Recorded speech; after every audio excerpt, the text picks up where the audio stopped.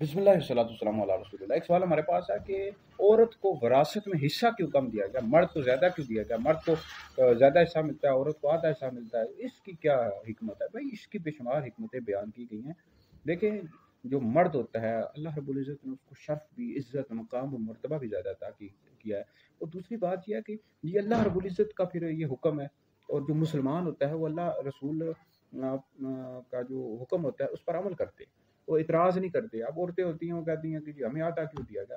بھائی آدھا دینے کی حکمت یہ ہے کہ دیکھیں، اب لڑکی جب پیدا ہوتی ہے تو اس کا جو خرچہ ہوتا ہے وہ کس کے ذمہ ہوتا ہے؟ باپ کے ذمہ ہوتا ہے نا، وہ مرد ہے، باپ کے ذمہ ہے۔ پھر اسی طرح وہ اس کی جب شادی ہو جاتی ہے تو اس کا خرچہ شوہر کے ذمہ ہوتا ہے۔ تو جو عورت کا خرچہ ہے مرد کے ذمہ قرار دیا گیا ہے، ٹھیک ہے جی۔ یہ ذمہ داری عورت جو ہے نا، مرد کی ذمہ داری ہے کہ وہ اس کا خرچہ برداشت کرے۔ پھر یہ ہے کہ آپ دیکھیں کئی شرف ہیں مرد کے حصے میں، جیسے منصب نبوت یہ مرد کے حصے میں آیا ہے۔ اس طرح امامت کبریٰ، دیکھیں خلفائے راشدین سارے مرد ہی رہے ہیں۔ اس طرح نماز جو ہے یہ مرد پڑھاتا ہے۔ اس طرح کئی چیزیں جو مرد کے حق یعنی شرف میں آئی ہیں۔ تو لہٰذا یہ پھر اعتراض اس طرح کی باتوں پر نہیں کرنی چاہیے۔ اللہ رب العزت نے مرد کو بھی بنایا، عورت کو بنایا، اور یہ وراثت کے جتنے مسائل ہیں قرآن مجید میں بیان کیا، اللہ رب العزت نے خود بیان کیے نا۔ تو لہٰذا اعتراض کرنا گویا کہ اللہ رب العزت کی ذات پر اعتراض کرنا کہ مرد کو کیوں زیادہ دیا گیا، عورت کو بھی حصہ دیا گیا ہے، ٹھیک ہے جی۔ ایسی کوئی بات نہیں۔ اب جو لوگ نہیں دیتے وہ گنہگار ہیں، والد نہیں دے رہا یا بھائی نہیں دے رہا اپنی بہنوں کو وراثت میں حصہ، تو وہ گنہگار ہے۔